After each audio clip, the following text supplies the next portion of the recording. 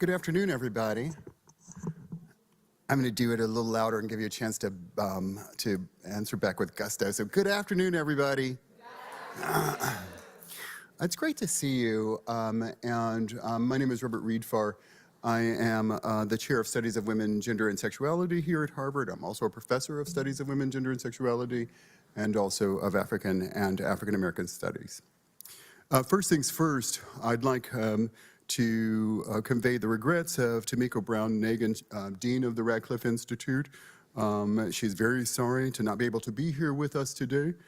She's traveling on Institute business, attempting to keep the lights on and the roof patched. Tomiko, you will be very much missed. And while I'm at it, I'd like to take a moment to acknowledge the members of the Radcliffe Institute Leadership Society, some of whom I hope are here today, and our annual donors whose generosity keeps Radcliffe programming free and open to the public, and also, might I say, excellent, free and open to the public. Even more importantly, I really would like to take this moment to shout out some of my co-conspirators. I'd particularly like to acknowledge the support of both the Department of African and African American Studies and the Center for African Studies. Thank you very much.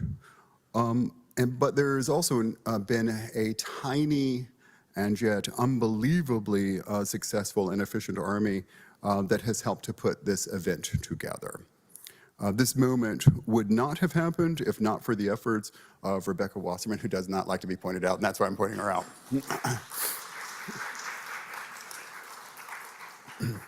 I think Jessica Viklund is here also hiding somewhere.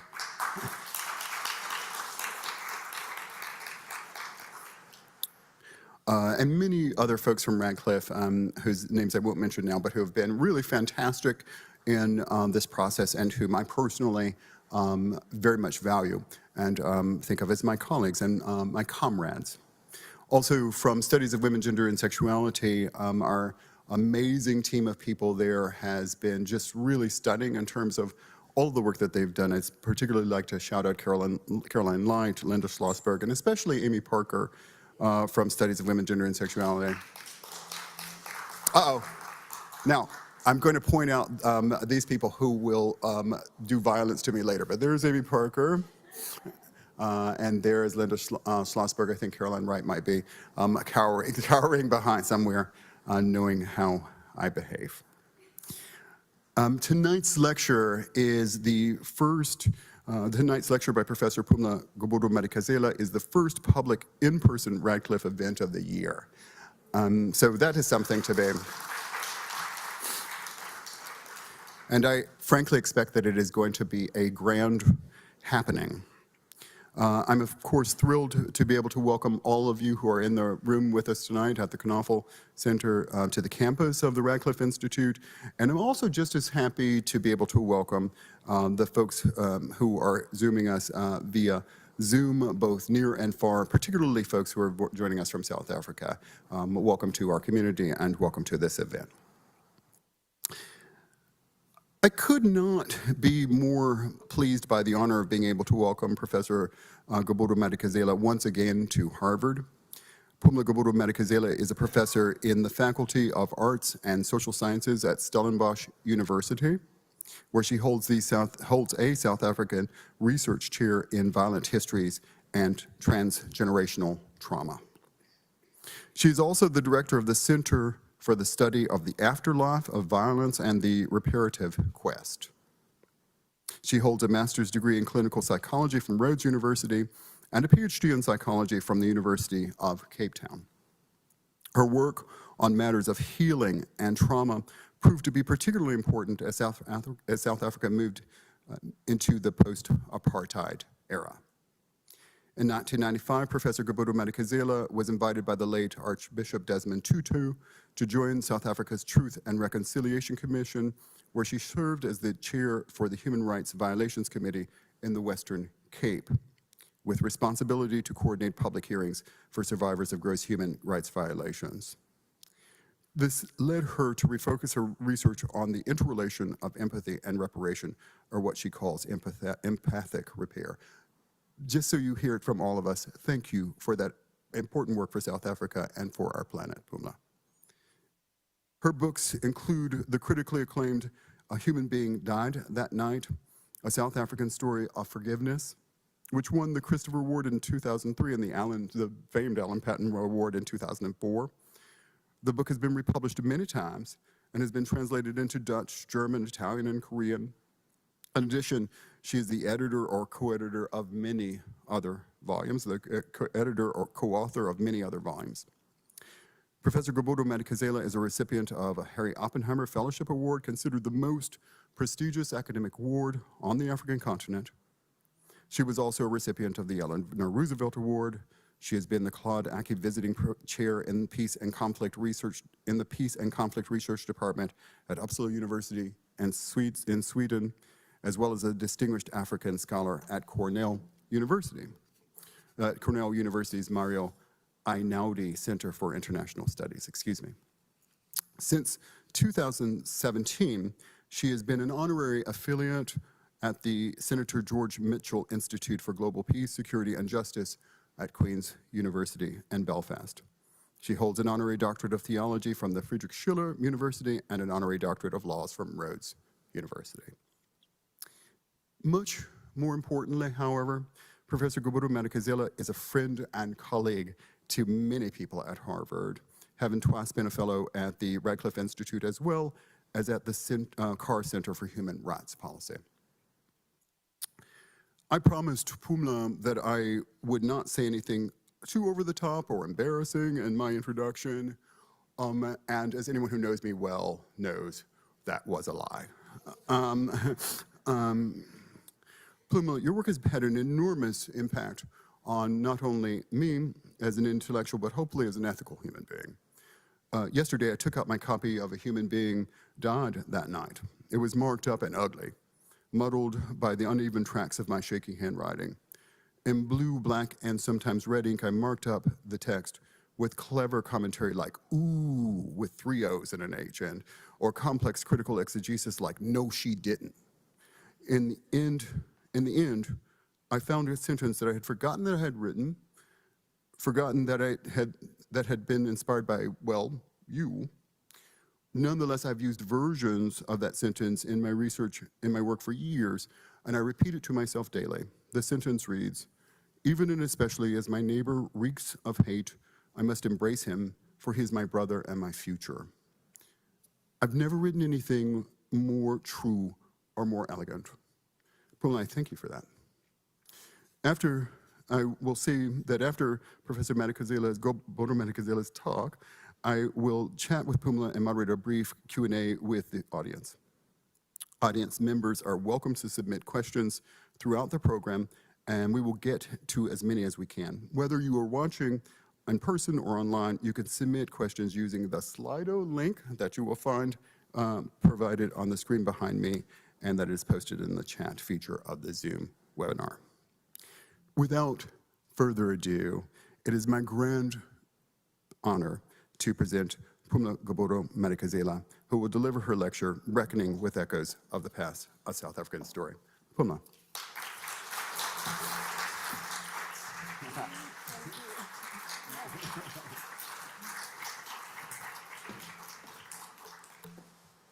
Thank you so much, Robert, for that wonderful welcome. I feel so warmly welcomed by you, by everyone you've been working with, Rebecca, Jessica, Jennifer, Amy, all of you have been working for months to organize this event. I can't believe it's happening.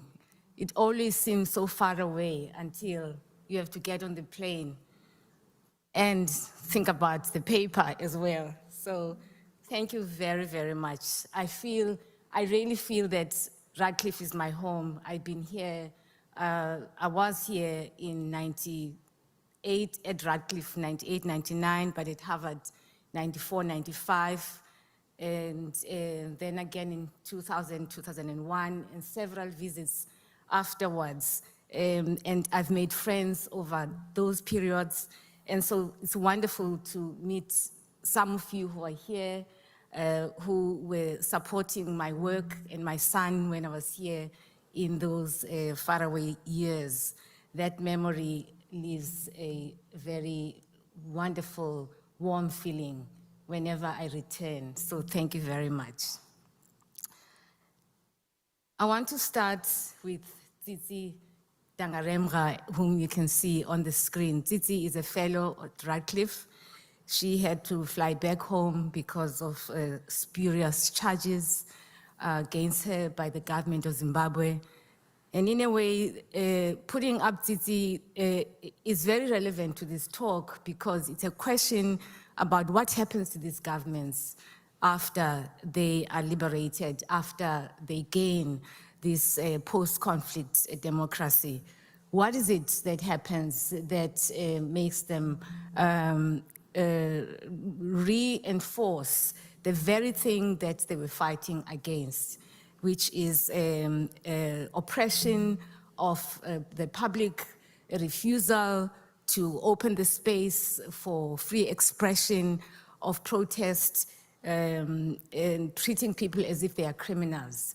And this is a question that occupies our minds for those of us who are concerned with transformation and with change, to watch our political leaders descend into this abyss of dark behavior, of oppression, repeating the crimes of the past. And Tsitsi today was found to be guilty of simply holding a placard in the street with a friend and calling attention to those other colleagues of hers and comrades of hers who have been imprisoned unfairly. 2 people in an empty street, imprisoned and sentenced and found guilty. And this is a travesty of justice. And so I wanted to just let you know, because this is part of the family of the Radcliffe. And now to my remarks about this paper. My remarks today are part of an ongoing reflection on the traumatic repercussions of apartheid violence and oppression, on the efforts and strategies developed to face this history, and the ethical possibilities that have emerged from these efforts, and especially the ethical task to imagine a new future. Almost 23 years ago, I delivered the Rama Mehta lecture next door at the Agassi Theatre here at Radcliffe. The lecture coincided with the 40th anniversary of the Sharpeville massacre, an event that was a major turning point in the struggle against apartheid. In that lecture, which was titled Political Memory and the Politics of Memory, I was concerned about the renaming of some of the landmark events that have been an important site of psychological wounding in the collective memory of Black South Africans. The Sharpeville massacre was renamed Human Rights Day. And the protests against the enforced use of Afrikaans as a language of instruction, which began in Soweto and erupted throughout the country, was renamed Youth Day, a gesture, no doubt, to be inclusive, that is, to include white youth in the imagination of future events that would memorialize this evocative day of remembrance.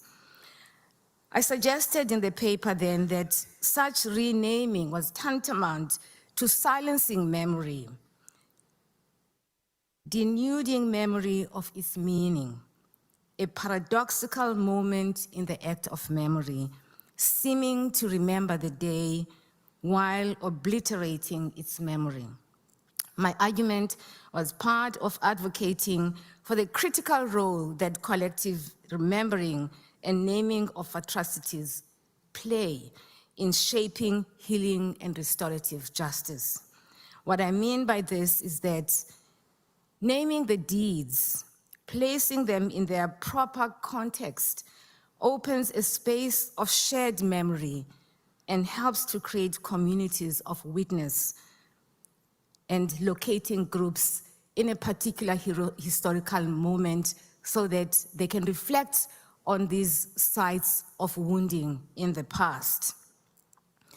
Now, today I want to continue on this reflection, but I continue with the experience of more than 20 years, or a generation of a lifetime after the Truth and Reconciliation Commission, after that vision of a future was imagined, a vision which, as most of you will know, has not come to fruition. I start, therefore, with the crimes that must be reckoned with. I start with these crimes because it allows us to remember what it is that we are reckoning with. Sometimes we speak about reckoning with the past without actually thinking about what is the nature of this past. How deep are the wounds that have been inflicted on victims of the violations of the past? So easy to talk about reckoning with the past, but I think it's so important to actually think about what the past is. So I start with perpetrators and reflect on what it is that they do when they are thinking about their deeds and what has happened over the past almost 30 years now since the end of apartheid that gestures in the direction of dealing with the past, reckoning with the past, and whether victims have actually gained healing and what the challenges of the outcome of these processes have been. So what you see on the screen there is an image of a Truth Commission hearing. The person on the floor there is Jeffrey Benzine. It was one of the most dramatic moments of the TRC, probably the most dramatic moment at the TRC. Tony Yengeni, an anti-apartheid activist who suffered severe torture and detention, faced Jeffrey Benzine, the man who is sitting astride on the person on the floor. And what happened is that this was an amnesty hearing. Tony Yengeni was confronting Jeffrey Benzine with what he did to him, strangling him with the so-called wet bag method and bringing him almost to losing his life. And so he was sitting in front of him, being the interrogator, questioning him about his deeds. He wanted Benzine to demonstrate, he asked, how he tortured his victims. He came ready with a friend to act the part of a victim and brought a black pillow bag that Benzine would use as a wet bag, as an indication of this wet bag. While stunned commissioners and judges watched the quote-unquote victim, the victim lay on the floor, down on the TRC floor, hands locked behind his back, and the torturer Benzine sitting astride on him. What kind of a human being does that to another? Tony Yengeni asked him. What kind of a man are you to do this to another person, to bring people almost to their deaths? What kind of man uses a method like this of the wet bag on another human being, repeatedly listening to those moans and cries and groans? And the more I think about this, when now I'm returning to the archive of the Truth and Reconciliation Commission, I'm asking myself, what kind of crimes were committed in South Africa? What did we miss during the hearings of the TRC that has brought us to the place where we are now? In other words, what was missing from the discourse of reconciliation and forgiveness that brought us to the point where you are, where we are witnessing the most unspeakable acts of violence in the country, despite what was called a successful process of transition. One has to realize that when these kinds of moments occur at the TRC, it gives us a glimpse of the depth of the depravity of these perpetrators. And then you have to ask the question, who are their children? And what do they teach their children? I brought this slide, which is a part of the artwork by Ken Gonzalez Day in this country, who removes sites of victims at these lynching sites, removes images of victims, just so that you can focus attention on who these people are. So this does that for us as well. It shows us it forces us to reflect on who are these people, forces them also to think about who are they, and what does reconciliation mean when you think about the depth of this kind of act. Now, we know in South Africa, and you know in South Africa, that there were stories of just amazing reaching out between victims and perpetrators. But the question is, where have those stories led us? Where have they brought us? They brought us where we are, in my view, because these were individual perpetrators who were reaching out with acts of apology and victims reaching back with forgiving. But the rest of the society that supported these crimes have not moved forward in terms of acknowledging the complicity that implicates them in the crime. I consider acknowledgement, the acknowledgement that answers the question, what happened, who is responsible, in a way that goes beyond simply facing the facts and dishing out the facts. The most critical aspect of acknowledgement is an honest, deep sense of looking and facing and stating what it is that happened. It's easy for people to say, I'm sorry for what I did, but to actually name the crime is the challenge. An acknowledgement of wrongdoing that conveys a preparedness to take responsibility involves responding in a manner that implies care for the other, care for the suffering of the other that you cause. The meaning of responsibility is clearly and most powerfully conveyed in my language, isiXhosa, in the meaning of to take responsibility. The expression is ukuthatha uxanduva, to take responsibility.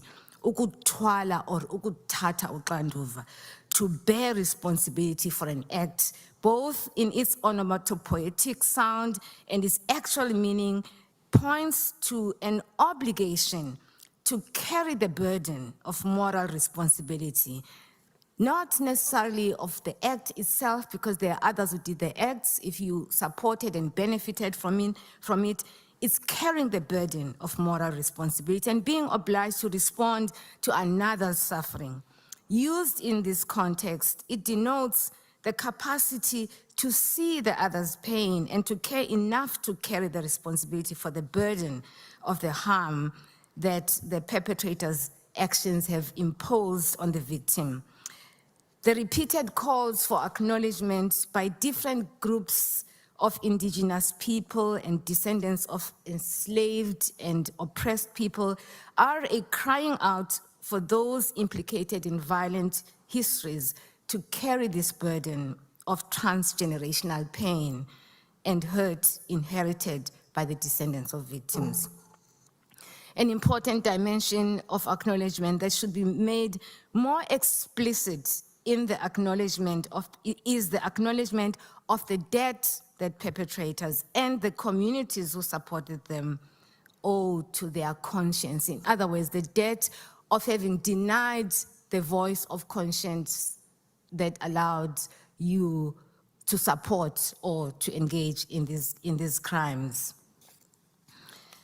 The circle of accountability extends to include communities that shared and supported the enabling ideology that made perpetrators' actions morally acceptable. Therefore, the acknowledgement of complicity by members of a society that benefited from perpetrators' crimes is as important as the community's validation of the perpetrator's remorse. Now, we find in South Africa that there's a distancing of the society that benefited from the crimes of apartheid, distancing from the perpetrators. It's them who are guilty. People can go on with their lives. We found these people, they confess their crimes. There's nothing to apologize for. There's nothing to acknowledge, and that is a problem. Now, the problem comes also with its effects on perpetrators. And now I want to share, this is what I'm doing today. I'm sort of moving from what we know about what has happened in South Africa to what has emerged over this period, over these 30 years.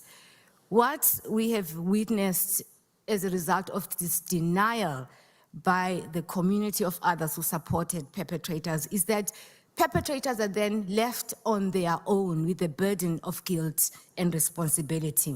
It's important to understand that when perpetrators are expressing their remorse and acknowledging their crimes, they need those for whom they did it to also embrace them. They need the victim to embrace them, but they need the community to embrace them. In the absence of the embrace by the community of others, they are left completely on their own. There is no meaning to their acts because now it's as if they were evil on their own. There was no justification of their evil. The community for whom they did it are standing at an arm's distance. What is the consequence of this?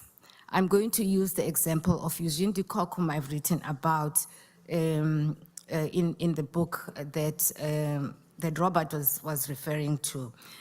Eugene de Kock, when he was granted parole, went into public for the first time at a book launch, at a book event in a very fancy book launch, one of the fanciest book launches in South Africa, which is to say, it's in a beautiful part of South Africa. It's in Franschhoek, and it's mostly attended by white South Africans.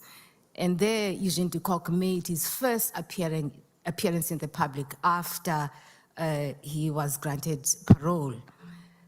And one of the members of the audience noticed that he was in the room, and they went straight to the chair of the event and said, Eugene de Kock is in the room, we don't want him here. So he was removed from the room. The irony is that, as it happens, he sat next to a woman whose brother for whose brother's murder he was responsible. And as Eugene de Kock left, she followed him and they had a conversation. She wrote afterwards about how sad she was about this event, and yet there was this vitriol that was emerging from the members of society. Now, I tell this story to illustrate what happens sometimes when the remorse becomes too deep, when it is felt too deeply. Eugene de Kock was expunged from the room, and 2 weeks later, he collapsed in a psychiatric state of collapse.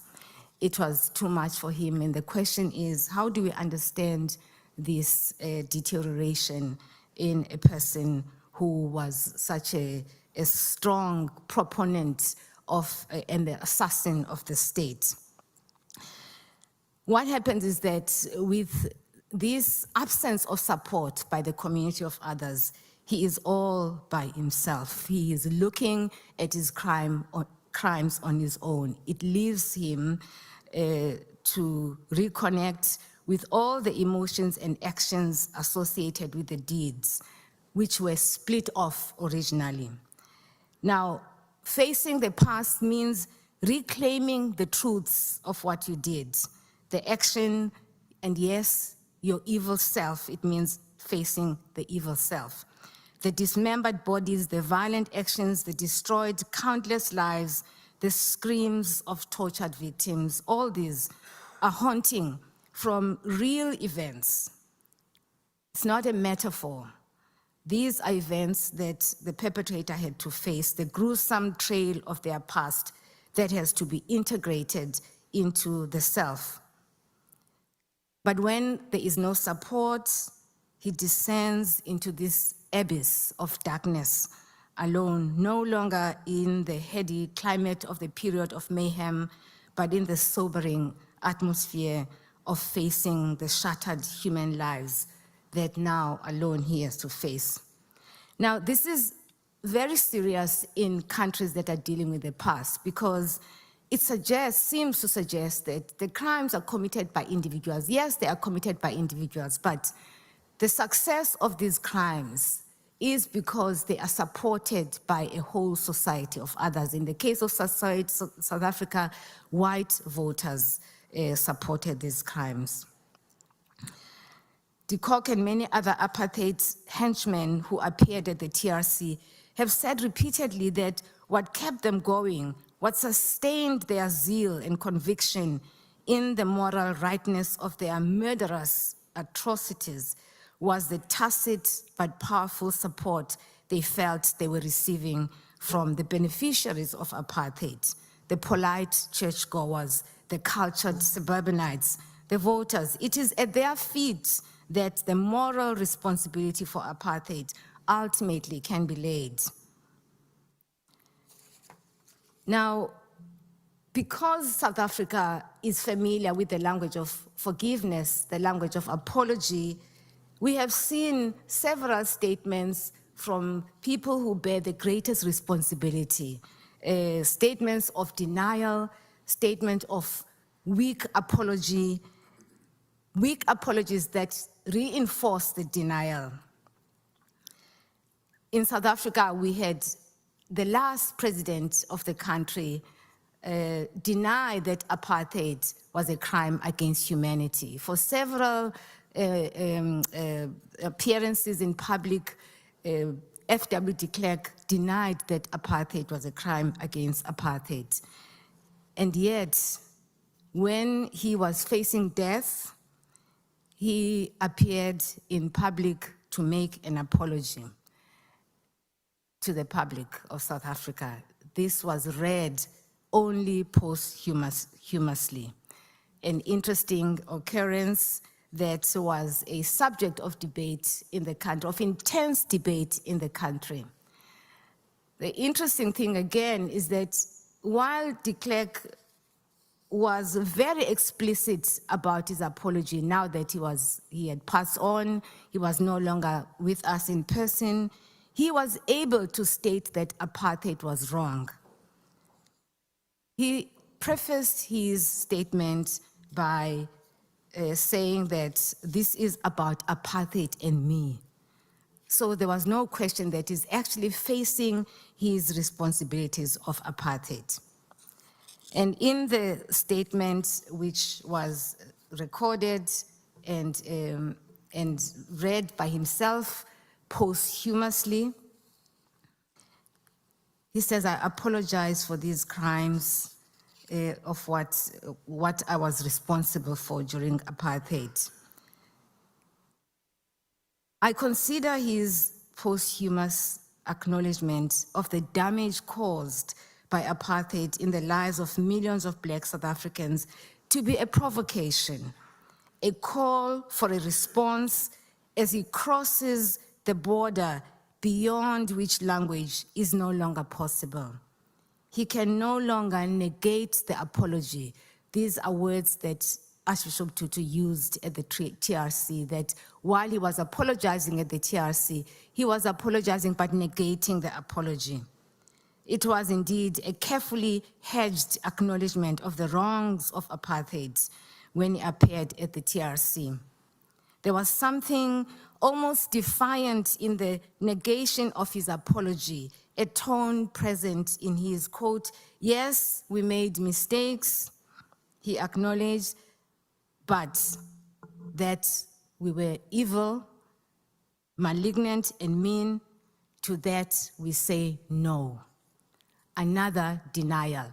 Judith Herman has written at length about this. Judith Herman, the leading scholar in this field, whose book was a Bible for us at the Truth Commission. She's written extensively about the problem of denial, both by perpetrators and by societies. And so back again, we were back to denial, because although the statement seemed to be so clear, so explicitly stating that apartheid was wrong, there was such a rejection of de Klerk's statement. And it was a rejection that was couched as a critique of de Klerk's statement.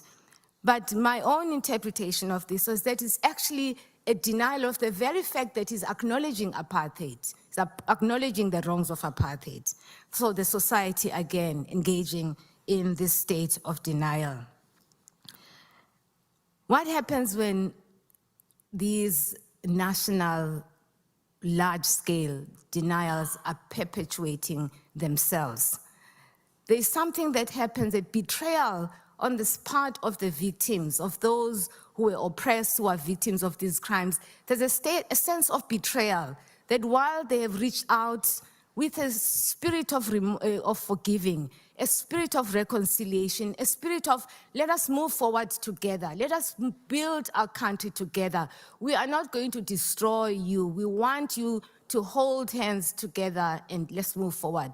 There's something that is destroyed when there is an overwhelming power of these denial stances that occur repeatedly in these countries.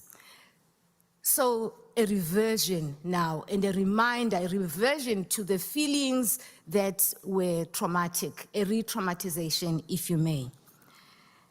And so this is what we've witnessed in South Africa, this sense of a return, an easy slippage back to the return of the traumatic past in ways that are uncanny, in ways that are extremely violent, in ways that are sometimes unspeakable, where now the problem, quote unquote, the problem is a problem of these people who are so violent, forgetting that the acts in the past were themselves violent. Are we surprised that when there is no embrace of the gesture of forgiving, the gesture of reconciliation, there's a slippage then back into this re-traumatization. My work now is work that deals with understanding these transgenerational issues of trauma, because we're talking about a new generation now. The generation of people who experience apartheid directly is older now, and some of them are actually passing on. And it's the current generation that is now faced with dealing with this past. In my work, I'm just going to share an aspect of what of how I am reflecting on this problem of transgenerational trauma today. The point that my work makes is that we cannot simply repeat the language of transgenerational trauma that is the language of the canons of the trauma theory. We have to think about what does it mean for these societies that have suffered trauma, oppression, violence by states over several generations. We cannot just adopt the language of, for example, transgenerational trauma in the context of the Holocaust. A language that uses words such as a haunting, the ghost-like features of the past, a mediated kind of traumatic experience. These are not mediated experiences. Our young students are so easy to embrace these terms of post-memory, of prosthetic memory, of all these terms that describe memory that really are about repeating what has been established canons, rather than really thinking through what is it that happens in our context, in our country, in our countries. What I found and what we are talking about in our context in South Africa is that these traumas they're not, although they exist side by side, these ghost-like haunting features of the past, there is nonetheless an actual direct experience of the past. It is not a past that is gleaned through the experiences of the previous generation. It is actually traumas that are directly affecting the current generation. Scholars in these fields, mostly psychoanalytic scholars, have used language of crypts, of tomb-like memories that are passed on unconsciously to the next generation.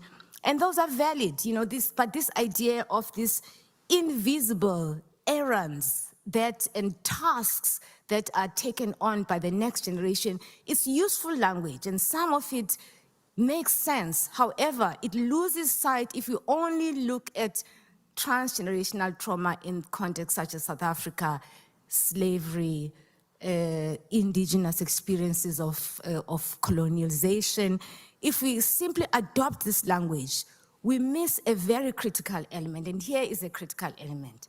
The language of crypts and ghosts and hauntings blinds us from actually facing these crimes that we were talking about here. It blinds us from the actual crimes. Whereas if we begin to understand that what is repeated are the conditions, the structural issues that are intransigent, that are passed on to the next generation, this is what is repeated. What's interesting for me is that thinking about transgenerational trauma in this way forces us to move away from this unidirectional way of thinking about transgenerational trauma, but rather to think about trauma, as I'm writing in my work, in a much more triadic, what I call the triadic vision of trauma, which goes in 3 directions. The past crosses the present and into the future. And the Truth and Reconciliation Commission is a great teacher for us to understand that if you think about what we see there, the kinds of crimes that are described at the TRC, they are so intense, so deep, the wounds go so deep that it cannot be that a narrative, a testimony, and a leaving the room certainly feeling heard is all that is necessary. What happens, especially because there is this strong sense of denial in the society, is that the reminders of these traumas returns over and over again. So I'm going to share with you one of the notions of this temporality that I write about in my work, in my understanding of this triadic vision of traumatic transgenerational trauma. And this particular temporality is one that moves from backwards, back and forth between the present and the past, and from the past to the present. And it's one that its power and feelings are evoked in the present, but it's an event that happened in the past. Because it is lived and or felt in the present, the memory is not really a memory that is part of these kind of flashback memories of post-traumatic stress, for example. It is actually lived. What I mean by this is that it is an experience of temporality that knows itself. It's not necessarily out of joint with the present. The person knows what they're feeling and they can identify what it is. It's just been evoked, re-invoked. The force of the moment may unfold from external triggers, including the physical environment, what is being said, institutional cultures, racism, and symbols that celebrate oppression. Consequently, the present becomes imbued with an awakening of consciousness that echoes trauma from a distant past, or that reawakens an earlier experience that becomes inscribed with traumatic meaning. The psychoanalytic language available to describe this phenomenon of the retrospective reconstruction of the meaning of the past incident as traumatic is a Freudian concept. You will remember that I was introduced as a trained in psychologist, and my training was very much psychodynamic, so I draw a lot from these concepts. And so the language that I find useful in describing these moments were something that was sort of, in a way, forgotten, quote unquote forgotten. It's reawakened. And then the experience, the direct experience, it carries this traumatic meaning. The word that Freud uses, Nachträglichkeit. He coined the term to suggest an inherent forgetting of an experience that is recognized only later as a traumatic encounter. Now, I'm going to share with you some examples from South Africa. Black students in South Africa have described how their proximity to the privilege of their white peers heightened their awareness of the deep inequality between them and their white peers, and how even the physical environment, the buildings and the surrounding streets awakens a consciousness about the cruelty of apartheid's inequality with a force of emotion that becomes imbued with traumatic meaning. Some of these students attended previously white schools, which are called in South Africa Model C schools, after the end of apartheid legislation. There they formed close relationships with white kids and even visited their homes during sleepovers. Now, however, reconstructing the traces of these memories and forced to confront the one-sidedness of these relationships, for the white children never visited their homes in the Black residential areas. These memories evoke emotions that are assigned meanings that retrospectively evoke a shameful past that could not be faced at the time and was instead silenced. One of the students participating in a research initiative that I led said the following: "I can't believe I've been friends with these people," meaning her white peers, "for 18 years. This is her school years." She said this in a tearful rage. 18 years. How could I have been blind to that humiliation, the niceness of their parents to keep the facts of the cruelty of this past out of view and to keep us in this position of inferiority? All these Black kids going for sleepovers at white homes, never the other way around. My point here is that what is being awakened here, there's something overwhelming about what is being awakened here. The underlying feeling of shame, the blindness, shame about the blindness to see what was going on. This is an experience that has been described sometimes as a state of two-ness of one's subjectivity.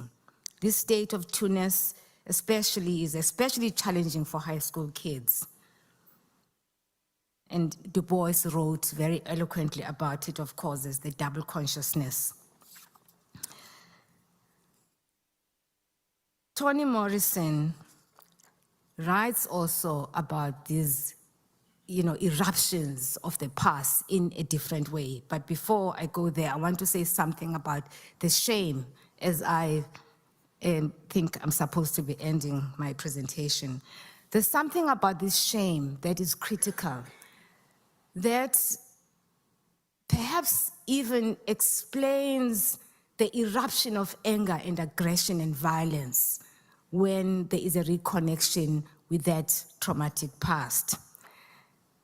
And here I'm reminded of Jean Laplanche, who is a psychoanalyst who speaks about an enigmatic message. He speaks about enigmatic message, and he suggests that with these scenes of a trauma that is forgotten or not responded to at the time, there is nonetheless something that is subtle that is passed on to the person who is the recipient of the others. Because remember, all of these are relational moments.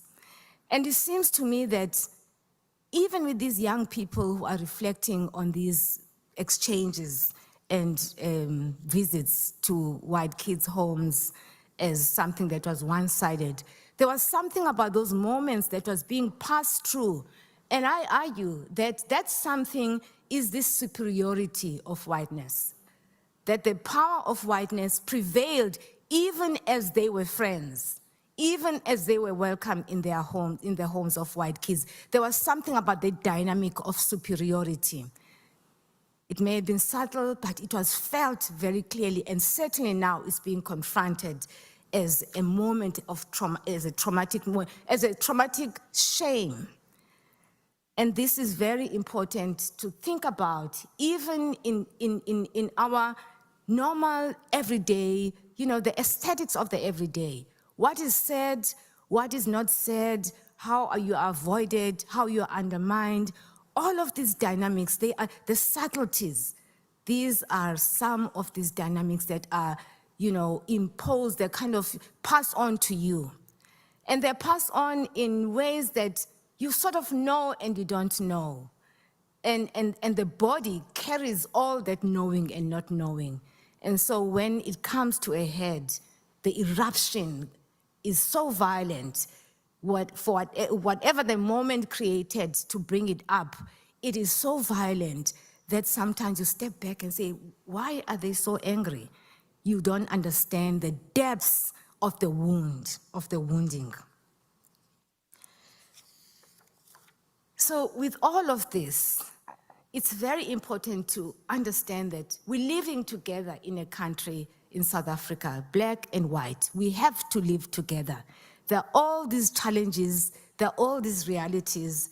In the final analysis of things, we've got to find a way to live together, even with all of the incidents that continue to be happening in our country, in our institutions, some of which are so difficult to speak about.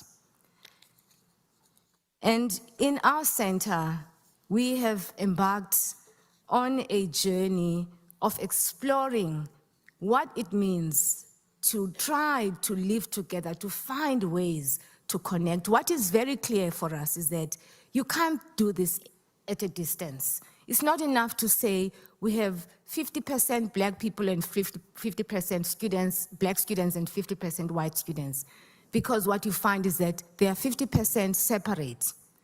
What you have to do, we have to think about, how do you create zones of empathy, zones of connection?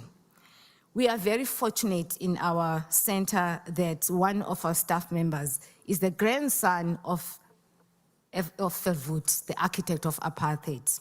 Willem Verwoerd is leading this process, which in itself is a very important process in the healing of our institution, that the grandson of the very person responsible for apartheid is now leading the course, facing that, by having faced it himself, he is now leading the process of dealing with the healing.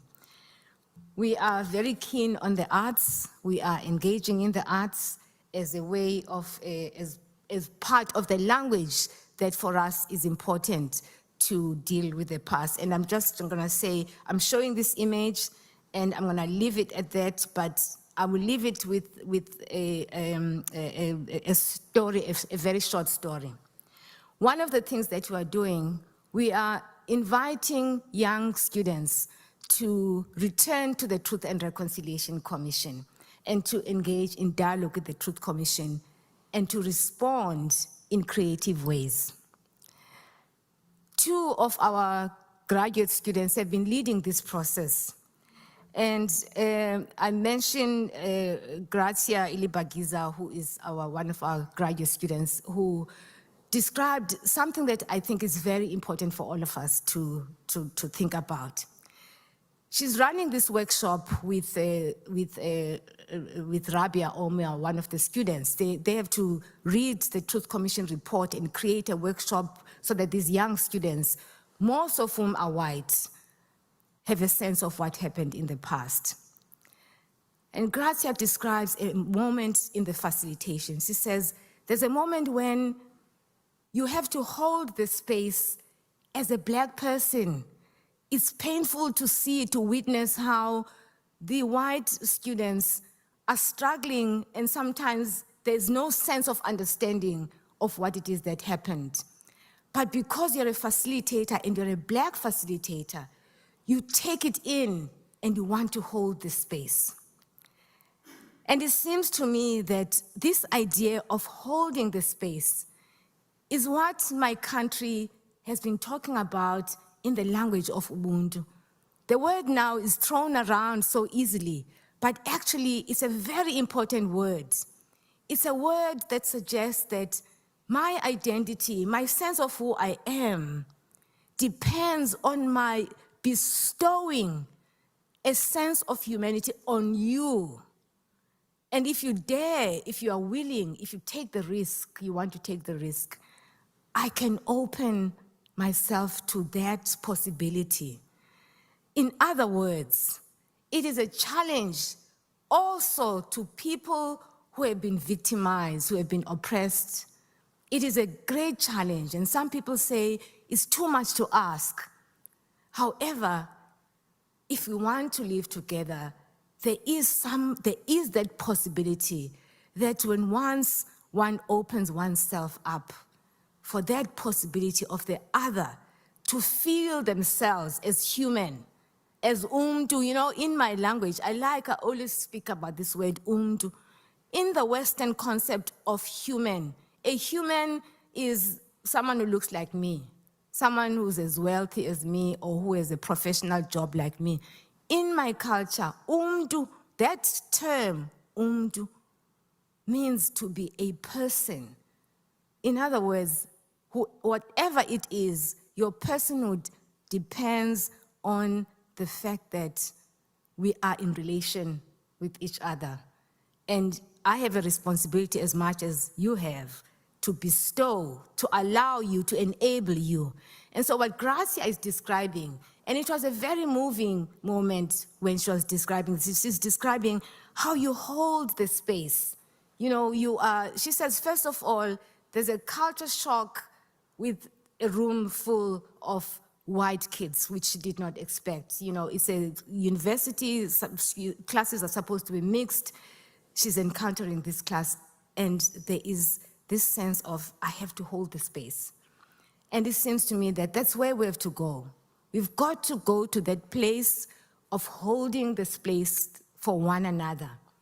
As one woman whose father was killed by Eugene de Kock said, she said, at that moment when I was talking to him, trying to find out what happened to my father, I realized that I was so close to him that we're breathing the same air. There's something about that image of breathing the same air that is so like this idea of holding the space. In fact, there are scholars who write about this, who write about, you know, Sylvia Wynter, for example, she talks about redrawing the maps. I like that very much, to redraw the maps of spring again in undead forms. In other words, to do what has not been done before, simply because you know that it is possible. And there's a power in that, the power of that idea of, you know, of undead forms. You know, you're drawing the maps of spring again. And then there is, of course, Gloria Anzaldúa, who also talks about how it is not enough to stand on the opposite side of the riverbank shouting about white conventions, when in fact you are falling into the trap of repeating the hate that you are trying to deal with. And so I would like to leave you with that, to say that it is really in the arts that lies the possibility of creating these zones of empathy. However, we must also realize that the arts is not a panacea to everything. There are limits to what art can do. Yesterday, I was in a wonderful class with the students who are doing a course on memory wars. It's a literature course. They're doing readings, literature from South Africa and Germany. And one of the books they are reading is Mother to Mother by Cindy Magona. And Cindy Magona writes about Amy Bill. Some of you may know about the story of Amy Bill, who was killed in South Africa by Black South Africans. And when, after the TRC, they invited these young people who killed their daughter to work with them in the Amy Bill Foundation. in the course of that, so Sindwe writes about that, it's literature, it reminds us this is a story, this is what happened. However, you must also realize this is what happened to the young men, this is what made them into what they became. I made the point in the class that there's a power in literature, but there's other stories, other layers of stories that are not told by the literature. For example, the beautiful and wonderful story of these young men joining Amy Bill Foundation is something that we take with us. But what we don't know is that one of these young men at some point left the Amy Bill Foundation. So I asked him, why did you leave? I was running a class called Trauma in Context. So we invited him to my class to be in conversation with my students. And he said, I left because I couldn't face the kindness of Linda Bill every day. He couldn't face her kindness. And so here you wonder, what is it that these people who committed atrocities are dealing with? They're dealing with the reality of themselves, of not being able to look at themselves. By extension, those who supported them, we were talking earlier about South African whites, they too can't deal with the fact that they supported such an evil system. And so I want also for us to remember that we have to understand that sometimes denial is not a denial to say this didn't happen. It's a struggle to deal with something that is an impossibility. And in the end, what it all leaves us with is that we are left with the question of, are these crimes reparable at all? Can we repair them? And my answer is, there is always the possibility. There is always the possibility to create that space. The potentiality always exists. The fact that these crimes are so unspeakable, and the fact that they were committed by people, there always is the space if we dare to try to take that risk. The challenge is to read the ethical challenges well and to act upon them. For as long as we distance ourselves, say this is a difficult situation, we cannot deal with it, nothing will ever change. But change occurs, the transformation will happen when we step into that space of difficulty and really open the space for these kinds of emergence of the unexpected. We have witnessed it, it has happened. This idea of the emergence of the unexpected is real. And we just have to test it for ourselves and to venture into that terrain. So I will end there, and I'm sorry that I took so long, Robert. Thank you.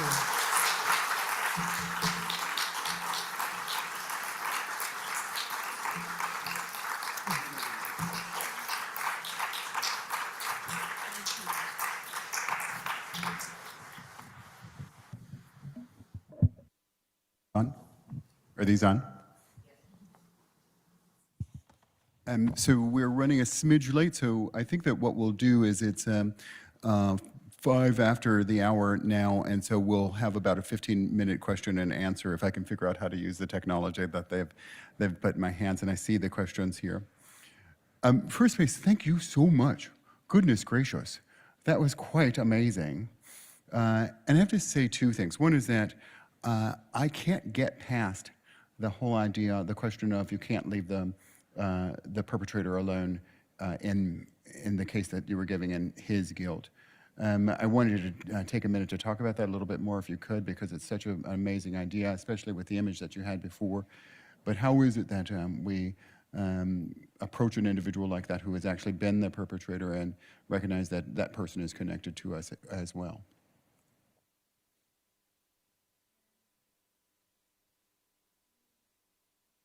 We are very lucky in South Africa that we had the Truth and Reconciliation Commission, so we had the language already to engage with these crimes. There are several other ways of doing this. A few years ago, I was at Omega Institute in upstate New York. They ran a series of conversations on healing trauma. And at one of these events, there was a daughter of a Klansman who had a conflict with an African American in the group. And the question was posed, you know, how do you sit in a room with someone who is tainted in that way? Now you're asking about the direct person who's directly involved in that. I think that the other person has to be prepared to take the risk, to open up, to face that past. One of the most difficult things with these crimes is that often people continue to deny and the split continues to operate. And when that happens, you really can't engage because there's no starting point, a truthful starting point. That is so critical that unless there is a facing of that past, this thing of denial is the closing of the space. But when you open it up, it becomes possible to engage. Let me take a question from someone in the audience. All the questions, by the way, are anonymous, but the person says, I attended Alex Sinton High, site of the Trojan Horse Massacre in Cape Town. How do communities like mine heal when they still live with inequality and trauma? You know, the language of healing, the word heal or reconciliation or forgive, these words I find are a problem in our conversations about history. The idea is to think about what would it take to create the space for engagement and reflection about this past. Now, the person who's asking the question is talking about communities that have become, as some of the people we have interviewed have said to us, worse than apartheid. People, in fact, when I go to the community where I grew up in Langa Township, that's what it is. That's the first thing I think. I say, wow, this is worse than it was during apartheid. Now, it doesn't mean that apartheid was better at all. But what it does mean is that there's a sense in which the current political leadership is repeating the same treatment against people who are marginalized as the apartheid government did. There is no sense of reflecting on how do we restore dignity. It's all lip service. And it's not impossible to change people's circumstances at all. This young person, she's probably not that young, this person is talking about the repetition of the past, the experience of the place itself, the dire circumstances, the surroundings that are poverty-stricken, that have not improved at all. And you ask yourself the question, there is the history of apartheid, there is also the post-apartheid history. What is it that has changed? So people like the person who's asking the question has a sense in which they feel things have changed, but they've stayed the same. Or actually, in some cases, they've become worse. So healing is really challenging in that sense until there is a hearing. People are heard, the suffering is heard. And at the moment, you see suffering performed in so many ways in South Africa through burning of buildings, burning of government vehicles or buses and trains. There is this sense of destruction, which in my view is again this repetition of something that is almost like in order to heal, you must destroy. There's something that is deeply traumatic about that wound that won't heal, that causes people to act like that. Now, some people speak about the search for justice rather than healing. Now, justice is also a kind of healing, and justice is when people's conditions change. People feel that their conditions have changed. But if there's a government that is busy squabbling and being in conflicts, then that becomes very challenging for people to actually heal. Right, and so another speaker says that so much of the focus of the talk was on Black people allowing restoration of dignity to white persons. What is the white role responsibility to reciprocate? That's a very important question. You know, there's only so much one can say at these events already. I was going over time. But one of the things that we are thinking about is the resurgence of racism and why it is that it's younger people, young white people, who are committing acts of racism at these institutions, not just at the universities, even in the public domain. It's young people, you know, in their 30s, some of whom were clearly young during apartheid or were born after apartheid. And the question is an important one. And to answer the question, what I suggest is that there, again, is this inheritance of supremacy, of white supremacy. There's an inheritance of this idea of how to define myself as a white person, right? That I define myself in a particular way, in the language of superiority. But for the first time, young white people are encountering Blackness in ways that their parents never encountered Blackness. Mm-hmm. And this is a huge challenge for them, because they're growing up in homes where they know the language of, you know, what it means to be a white in terms of what was, you know, instilled in their lives and in their circumstances, and certainly the language, the institutional language, the language of institutions, of the culture, is that whiteness is better, whiteness is superior. And so that is in the skin, literally. It's in the bodies, in the skin, in the way that people carry themselves. You know, they feel this way. But they are challenged in ways that they never imagined they could be challenged at these institutions, because they will meet the brighter Black, you know, student, the one who's more successful than them, or who comes from a more sophisticated family. So all of these are contradictions that are difficult to deal with, you know, for them. And so what do? They draw on what they know best, on this power, you know, on this projection of power. The irony, of course, is that it's a projection of power that is barbaric. At my university, for example, we had an incident of a white student urinating on the books and computers of a Black student. And at another university before this one, the one where I was before, University of Free State, we had a similar incident of a urination, of a, you know, student urinating and forcing Black people to eat food in which they've urinated, and, you know, presenting it as a kind of a competition with money, knowing that people need money, and a complete humiliation of Black people. So these acts come from somewhere. You know, at the Truth Commission, there was a story of a man who was tortured on Robben Island by a urination experience, similar experience, where he was forced to lie down and the white guard urinating in his mouth, and he had to swallow. So there's something about this false power of standing up and urinating, you know, and humiliating the other person. But the irony, of course, is that they're humiliating themselves. Who does that? How do you define that as a position of power? How do you define that as a superiority? It is barbaric.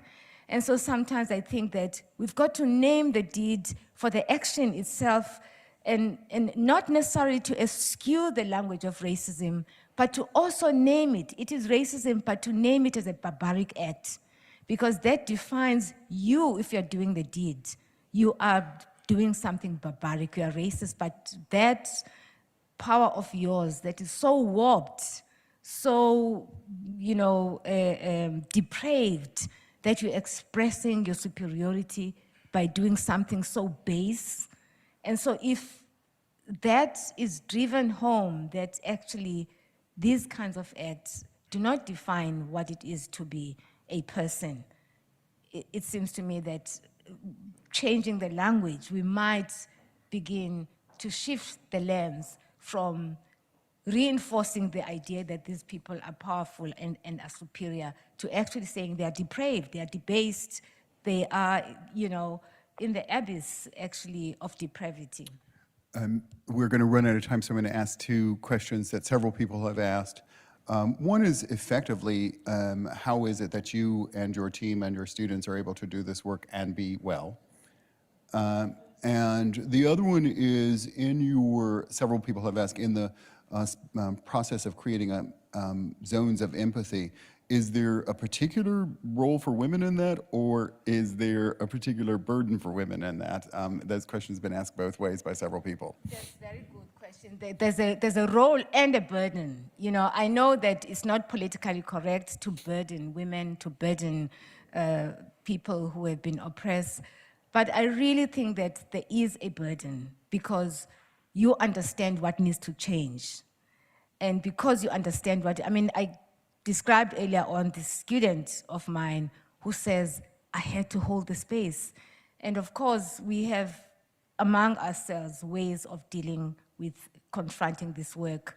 And we are always reminded by our co-facilitators that we've got to take time for ourselves. So the wellness is something that is very key. We've got sessions, we've got someone who does wellness sessions in our center every now and again for our students and for us as well. So we are conscious that this holding is, you take on a lot and then you've got to, you know, to work through it as well. It's very challenging work. And that's why I think that not many people want to engage with transformation work. Right. They're happy with, let's do diversity, you know. But real transformation is actually getting to the bone of it, to the bone of who you are, and listening and dealing with that burden of, I did not know that this is what, you know, you are bringing to me, but holding the space. And it takes courage to do that. And it takes an awareness of, you know, what you want to be, because I think that's also this is really, ultimately, the challenge is what you're doing now, you're preparing it for what you are going to be, yourself and the people you are involved with. It's about it really answers the question, what does change mean?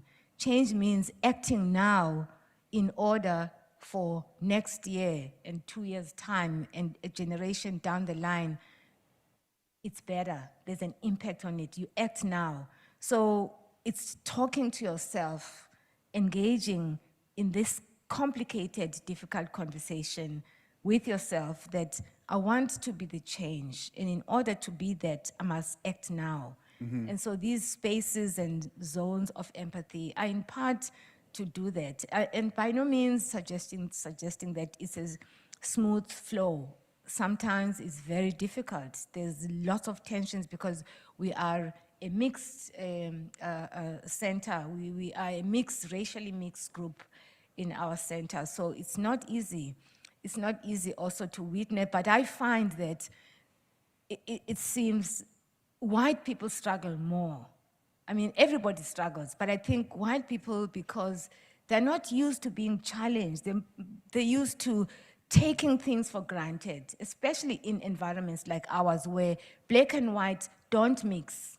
Usually, they come from completely different backgrounds. For the first time, they encounter one another. And you ask someone, have you ever had a black person for dinner in your home? Or, you know, and most of the case, people will say no.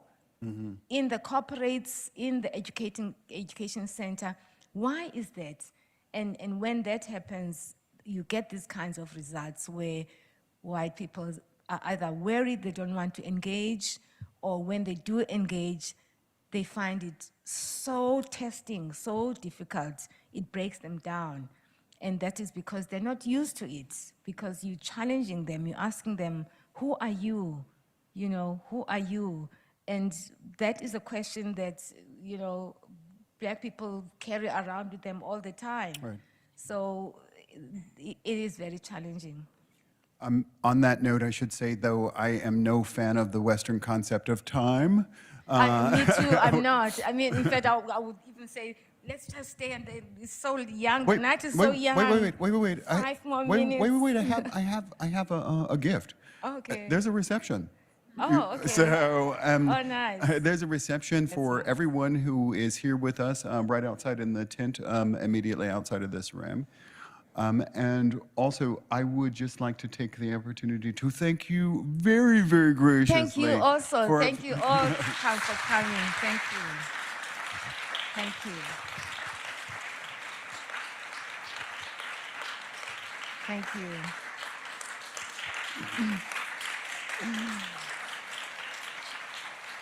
Thank you very much. Thank you. Can I also say you're all invited to join us right outside in the tent, and also that you should know that very soon this event will be recorded and available on the Radcliffe site. So tell your friends and family to enjoy it. We'll see you in a minute for cheese and something else. Thank you so much. Thank you so much.